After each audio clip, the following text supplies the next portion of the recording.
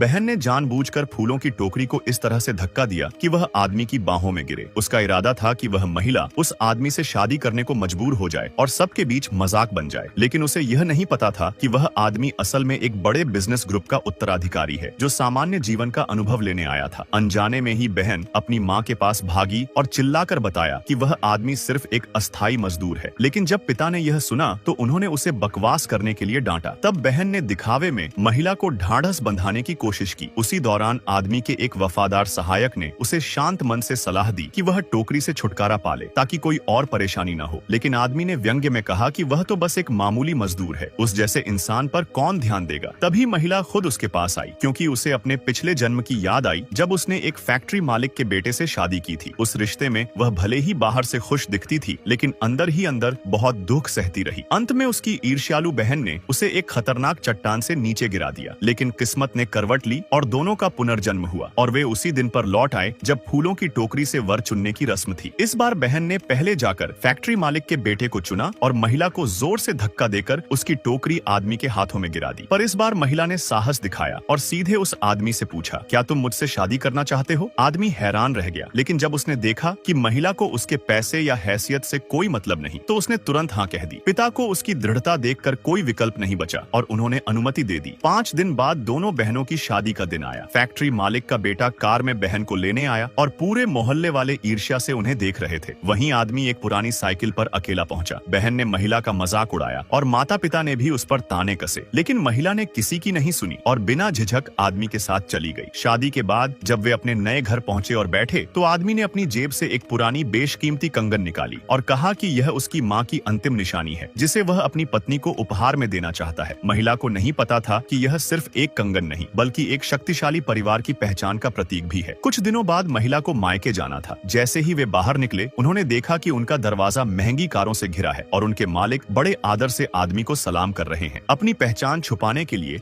आदमी ने कहा कि वे बस दोस्त हैं। महिला अकेली ही मायके चली गई। उधर आदमी को खबर मिली कि उसके दादा की तबीयत बिगड़ गई है तो उसने अपने कर्मचारियों से कहा कि ससुराल वालों के लिए उपहार तैयार करें और वह खुद अस्पताल चला गया। इधर महिला जब मायके पहुंची तो उसने देखा कि उसका परिवार बहन और उसके पति का भव्य स्वागत कर रहा है। महिला जो शराब की बोतलें लाई थी उन्हें पिता ने गुस्से में तोड़ दिया और उसे थप्पड़ भी मारा। अपमान और क्रोध में बहन ने महिला के हाथ से कंगन छीन ली और बोली, अगर शराब इतनी पसंद है तो अब इसके साथ जी भर के खेलो। और फिर बोतलों को तोड़कर कहा, अगर तू घुटनों पर चलकर इन कांचों पर से गुजरेगी तो मैं तेरा कंगन लौटा दूंगी। महिला को पता था कि कंगन आदमी की माँ की अंतिम निशानी है, इसलिए उसने बिना कुछ सोचे कांच पर घुटनों के बल चलकर कंगन उठा ली। तभी आदमी को सब जानकारी मिली और वह अपनी टीम के साथ वहां पहुंचा।